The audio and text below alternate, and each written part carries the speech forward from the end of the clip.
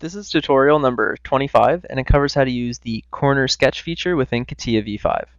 To start off, open up a new CATIA v5 part, and once you've done that, let's go to the sketch workbench. So we'll click sketch and click any of the planes.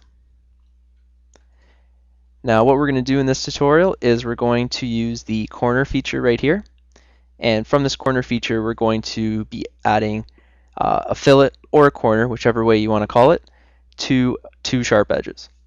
So to start off, let's draw out a square. So we're going to draw a square.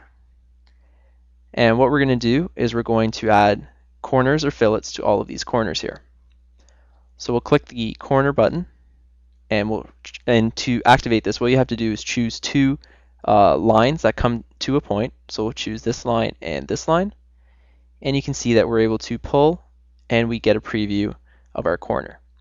So we'll just leave it right there, and it automatically gets dimensions. So right now it's at about 18 for the rad. So let's double click on it and let's change it to 10. And now the whole thing changes. So now let's go around and we'll give every corner a 10 millimeter rad. So let's click this line,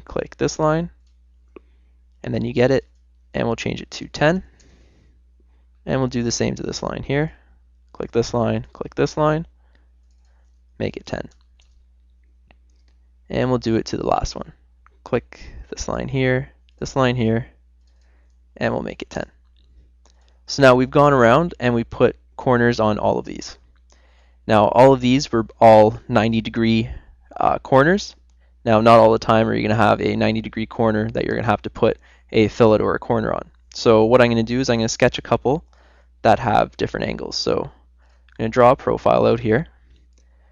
One's going to have a large angle and one's going to have a small one.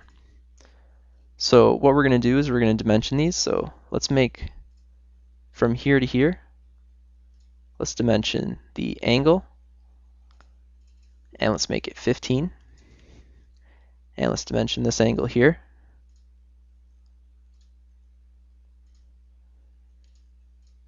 And we'll make it 160.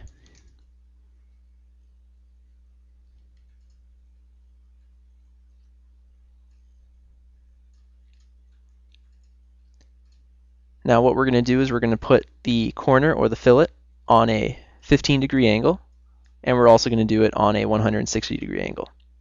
And this is just to let you see how when you put it on angles that are not 90 degrees, how they affect and how they come in and move around. So if you click the corner, the first one, let's do this larger one here on the 160. So we'll click this line here and this line here, and you're able to see that we're able to pull it and it comes down, and with a larger opening or a larger angle, it takes a lot more to create that curve in it. So you're given a lot of leeway when you pull it down.